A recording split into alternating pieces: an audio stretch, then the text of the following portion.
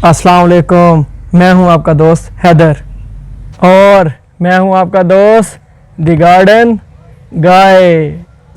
Welcome to our YouTube channel.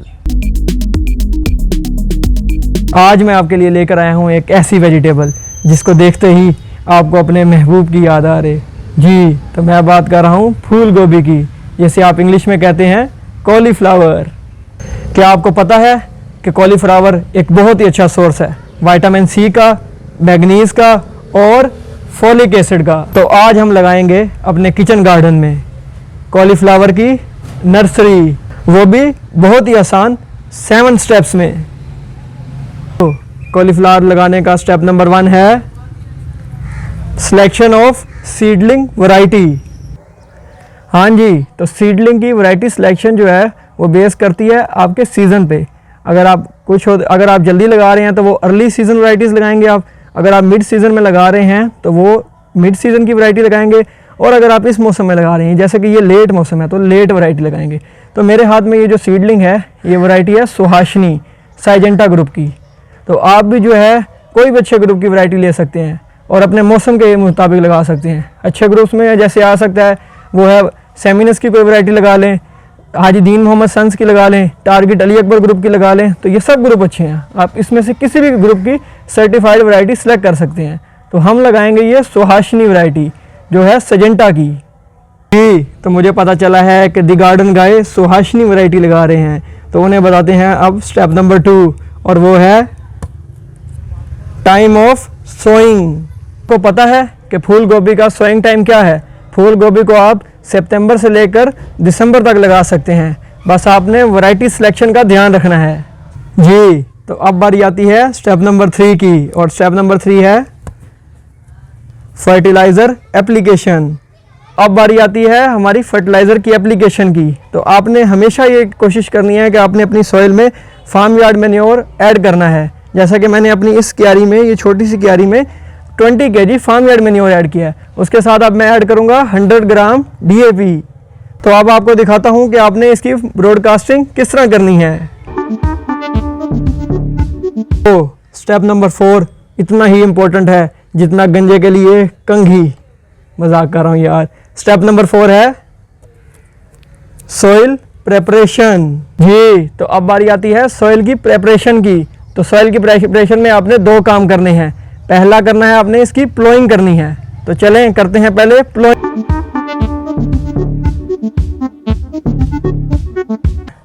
जी, तो अब बारी आती है दूसरे काम की, और दूसरा काम है सॉइल की लेवलिंग। तो चलें देखते रहें कि मैं सॉइल की लेवलिंग किस तरह करता हूं।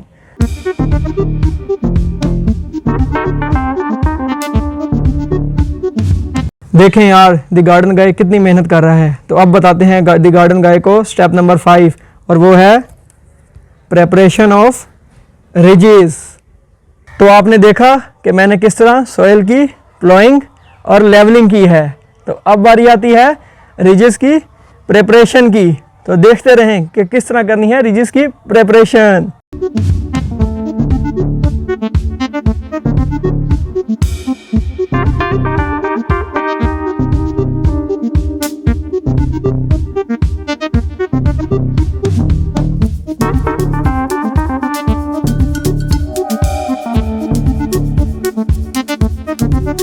जी, तो द गार्डन गाय को मज़ीद इंतज़ार नहीं कराते और उसे बताते हैं अपना स्टेप नंबर 6, और वो है मेथड ऑफ ट्रांसप्लांटिंग। हाँ जी, तो आपको द गार्डन गाय की ये मेहनत पसंद आई कि नहीं? तो अब बारी आती है इन पौधों को ट्रांसप्लांट करने की। तो आपने ट्रांसप्लांटेशन करते हुए ये ख्याल रखना है कि आपने इन पौधों को मिड से ऊपर लगाना है, रिजिस की मिड से ऊपर लगाना है। और दूसरा ये कि इनके दरमियान का डिस्टेंस आप रखना है 4 इंचज़। तो चलें लगाते हैं गोभी को अपने इस रिजिस पर।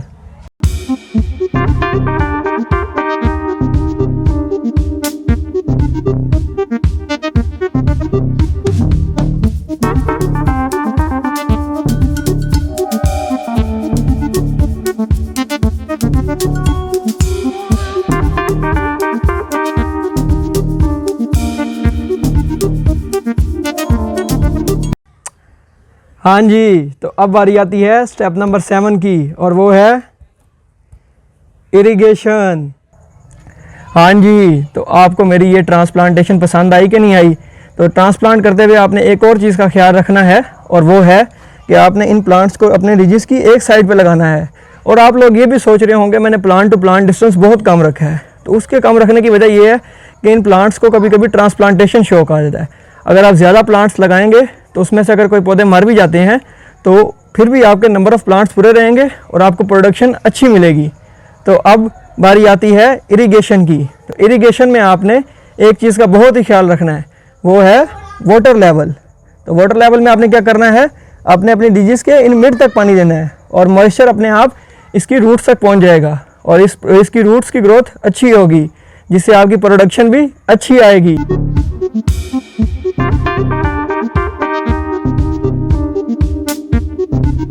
अगर आपको मेरी ये मेहनत पसंद आई है तो आप हैदर भाई वाली बात पे गौर करें।